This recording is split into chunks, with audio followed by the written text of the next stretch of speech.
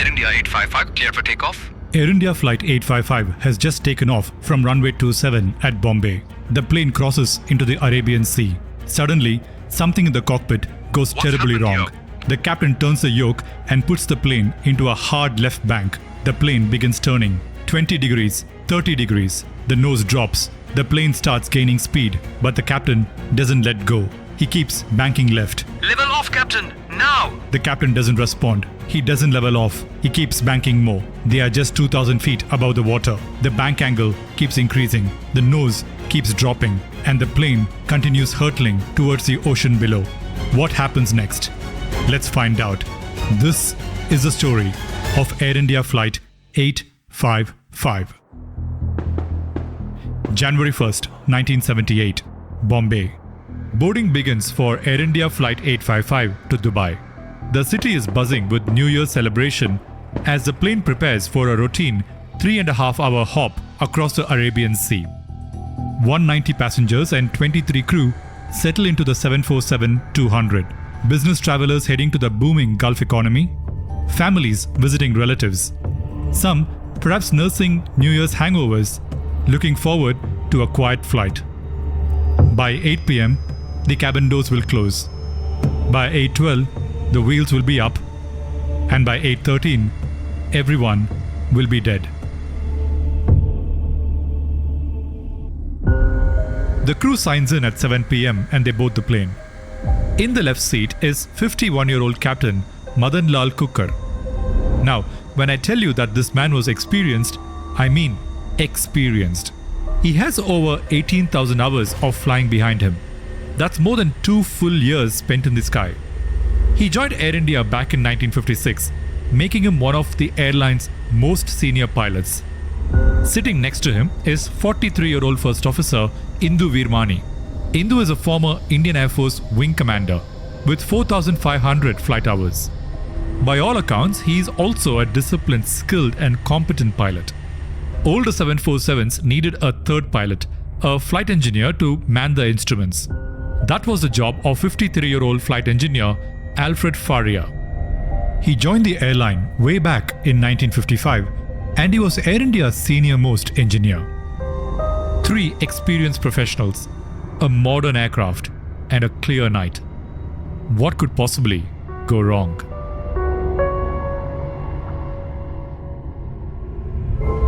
By 8 p.m., refueling is done.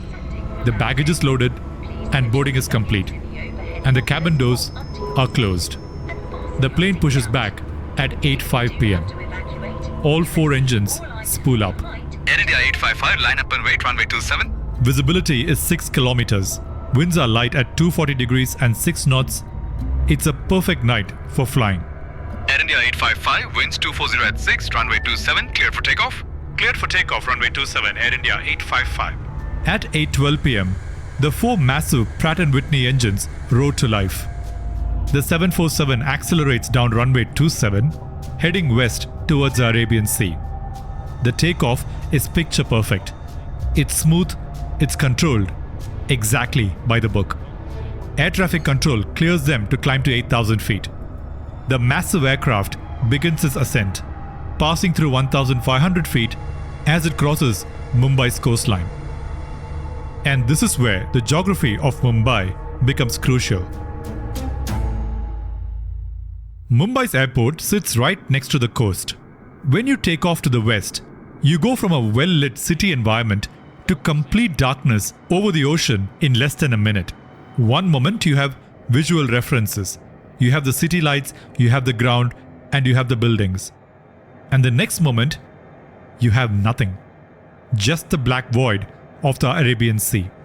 The moon was also in its waning phase, and so the moonlight wasn't adequate either. But for experienced pilots, this is routine. You transition from visual flight to instrument flight. You move your eyes from the window to the instruments on the panels below. These instruments are now your entire world. You trust what these gauges tell you, not what your body feels.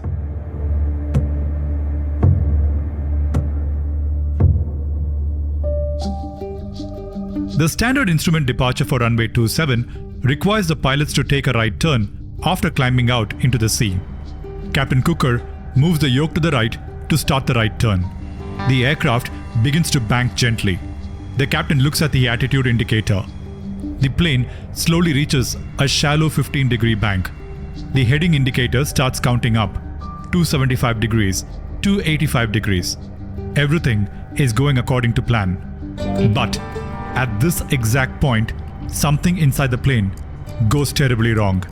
Within 10 seconds, the plane reaches a heading of 300, their intended heading towards Dubai. The captain turns the yoke slightly to the left to bring the plane back to level flight. He looks at the attitude indicator for confirmation, but in the gauge, nothing happens. He applies more pressure, still nothing. The gauge shows the plane still in a right bank.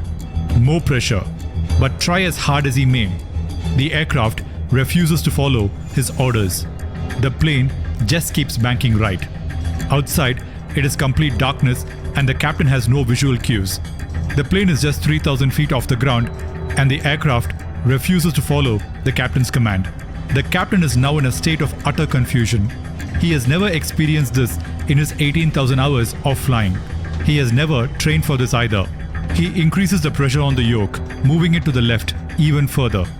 His body can feel the plane turn to the left, but his instrument is telling him that the plane is in a right turn. His eyes can't see the horizon outside. He is getting conflicting information from each of his senses. What's happened here? My instruments. Captain Cooker is experiencing spatial disorientation, one of the most dangerous things to happen to a pilot in the sky. And this is why pilots are trained endlessly to trust your instruments, trust your instruments, trust your instruments. And Captain Cooker is now doing exactly that. He is trusting his instrument. The instrument is telling him that the plane is turning right. So he ignores all his other senses. He pushes the yoke further to the left to try to bring the plane back to level. But the plane doesn't respond. The plane seems to have a mind of its own, and it continues turning right. But what the captain doesn't know is that the instrument that he's relying upon is lying to him. That instrument is stuck and it is no longer working. There was nothing wrong with the aircraft, and the plane had returned to wings level seconds earlier. But with the captain continuing to turn the yoke to the left, the plane has now started banking the other way. If you have seen my YouTube community posts, you know I basically live in airports. And when I'm not writing scripts for these videos, I'm usually watching Netflix to kill time. And I love medical dramas. And right now, I'm binge watching a show called The Resident. Problem is, The Resident isn't available on Netflix India. So that's where today's sponsor, CyberGhost VPN, comes in. When you connect to CyberGhost, it pretty much teleports your device to whatever country you choose. No visas, no immigration clearance required. There's literally a Netflix US button on the CyberGhost dashboard. I click it, wait 2 seconds, and suddenly, whereami.com is convinced that I'm somewhere near Los Angeles. Meanwhile, I'm just sitting here at gate 17, recharging my laptop and happily watching The Resident. CyberGhost works on Windows, macOS, Android, iOS, and a bunch of other platforms, and one subscription covers up to 7 devices. And given that I'm connecting to airport Wi-Fi, with CyberGhost, my connection is encrypted and my IP is hidden.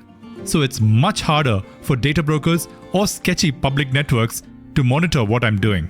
CyberGhost has 38 million users and over 20,000 reviews on Trustpilot. And with my link in the description, you get their best deal for about $2 a month, plus 4 extra months free, which is roughly 84% off. And they also offer a 45-day money-back guarantee. And if you sign up with my link, you're also helping me to continue making videos like this one. Let's assume that you are flying this plane during the day and you need to make sure that the plane is flying level. You can just look outside the cockpit window, look at the horizon, and know for sure that you are indeed flying level. No instruments needed.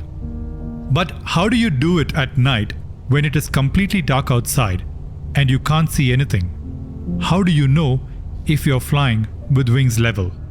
The instrument that helps with that is the attitude indicator. It's a simple but ingenious device. It has a screen that is split into 2. There's blue on the top, representing the sky, and brown at the bottom, representing the ground. and there's a small symbol in the center representing your airplane. When you're flying level, the aircraft symbol sits right on this line between the blue and the brown, called the artificial horizon. When your plane banks left or right, the symbol turns left or right. When you pitch up, you'll see more blue, and when you pitch down, you'll see more brown. Inside the attitude indicator is a small spinning gyroscope. Think of it like a spinning top that doesn't like being tilted, and it always stays in the same position. The attitude indicator uses the difference in position between the aircraft's body and the steady gyroscope to figure out which angle the plane is pointed at.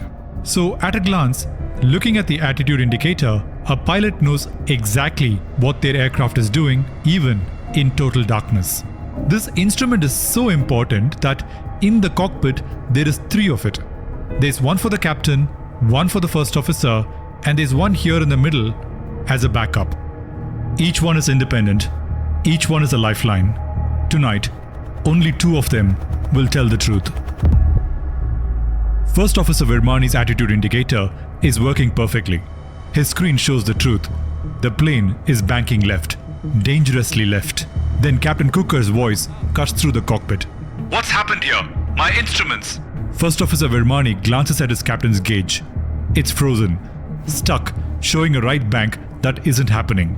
He looks down at his own indicator. Left bank, it's increasing. He needs to speak up. He needs to say something clear, definitive. Instead, what comes out is, Mine is also toppled. Looks fine. Silence. What does that even mean? Has it toppled? Or is it fine? In the confusion, Captain Cooker hears what he wants to hear.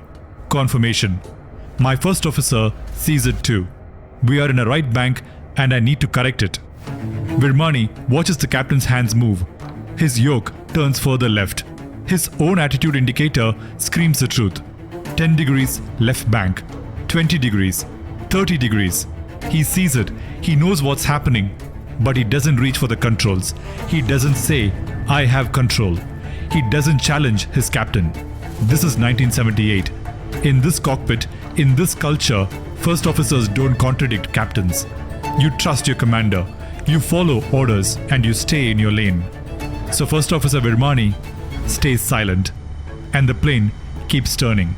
Flight engineer Alfred Faria sits behind the pilots, facing sideways.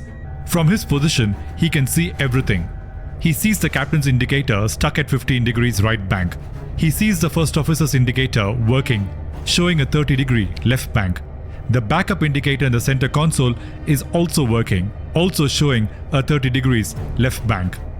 The captain is following the incorrect gauge. The bank angle is increasing, 35 degrees, 40 degrees, and they are at 2,000 feet and falling. He has to stop this now. Don't go by that one! Don't go by that one! Which one though? Don't go by the captain's indicator, or don't go by the first officer's indicator, or don't go by the backup. 10 seconds ago, the first officer said his instrument had toppled but was fine. Now the flight engineer is shouting, that one. 2 crew members, 2 warnings, 0 clarity. Captain Cooker has no idea which instrument to trust anymore. And by the time Faria's words leave his mouth, the plane has already crossed 40 degrees. They are already falling, and it's already too late. 50 degrees left, 60 degrees left. The plane is now past its design limits. The bank continues. The plane exceeds 100 degrees of bank. The 747 is now nearly inverted, flying almost upside down. The nose drops 10 degrees down, 20, 35. The airspeed increases as gravity takes over. The altimeter spins down 1,500 feet, 1,000 feet. The crew can now hear chaos in the cabin. Passengers are experiencing significant G-forces. They are only held on by their seatbelts. Screams fill the air. In the cockpit, alarms begin screaming. Every warning system that the plane has is now yelling at the pilots. The first officer finally speaks up. Level it! Level it! But it's way too late. In the final few seconds, the captain tries to recover the plane. He tries to roll the wings towards level. He pulls back on the controls desperately. But there is no time. There is no altitude. The ocean is just 5 seconds away. At 8:13 p.m., exactly 100 seconds after leaving the runway, Emperor Ashoka impacts the Arabian Sea, less than 3 kilometers off the coast of Bandra. All 213 people are killed instantly. The magnificent plane disintegrates. This isn't just any plane. 7 years earlier, this aircraft landed at Bombay's airport to much fanfare and celebration. This was Air India's first Boeing 747. It was India's entry into the elite club of nations operating the Queen of the Skies. They named it after one of India's greatest emperors, Emperor Ashoka. And Air India went all out. They branded it Your Palace in the Sky. You know those famous arches on the windows of every single Air India plane we see these days? This plane was the first one to get that. The upper deck was converted into the Maharaja Lounge, featuring rich tapestries, luxurious bars, and seasonal menus inspired by Indian culture. This was a flying palace, built to showcase Indian heritage on the world stage. In 1978, Air India was at its peak. It was a premium carrier, competing with Pan Am and British Airways as one of the world's finest airlines. And Emperor Ashoka was the crown jewel of their fleet. And that makes what happened to this plane even more devastating. The Air India fleet lost its king. Search and rescue teams soon reached the crash site. They unfortunately find no survivors. The cockpit voice recorder and the flight data recorder are soon recovered. Indian investigators soon identify the malfunctioning attitude indicator as the primary reason for the crash of Air India 855. But Boeing, the airplane manufacturer, disagreed. Boeing argued that the sole reason for the crash was Captain Cooker himself. Captain Cooker had previously, in 1975, been grounded for 6 months due to his uncontrolled diabetes and excessive use of alcohol. Boeing argued that with these conditions, Cooker should never have been allowed to pilot the plane in the first place. And it was a combination of the medication and the alcohol that caused his spatial disorientation. This wasn't the last time this would happen though. 11 months later, in November 1978, a British Airways 747 departs Zurich Airport headed for London. Captain Fred Insole is at the controls. The aircraft departs into the night. And moments after takeoff, Captain Insole's attitude indicator freezes. It stops moving. The exact same failure. But this time, something different happens. Captain Insole immediately recognizes the problem, and without hesitation, he transfers control to his first officer, whose attitude indicator is working perfectly. The plane continues climbing normally, and they land in London without incident. But that won't be the case on December 22nd, 1999. A Korean air cargo Boeing 747 departs from London Stansted Airport at night. Again, the captain's attitude indicator malfunctions. It freezes, showing incorrect roll data, just like in the Air India flight.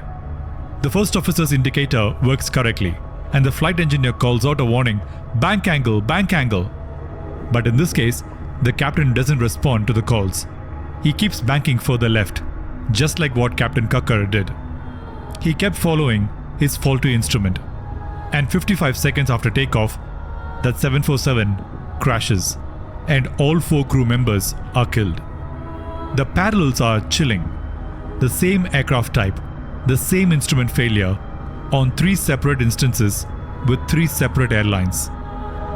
213 families were lost to the Arabian Sea that night, and 213 families will spend the rest of their lives wondering, what if the flight engineer had spoken up just a little earlier? What if the captain had looked at the backup indicator? What if the first officer had said those words, I have control, and taken over the plane? January 1st will never be a celebration for those 213 families ever again. Don't forget to click the link in the description to grab the special CyberGhost VPN discount It keeps your data safe while you browse and unblocks all blocked content online. All for just $2 a month. It's completely risk-free, so check it out today.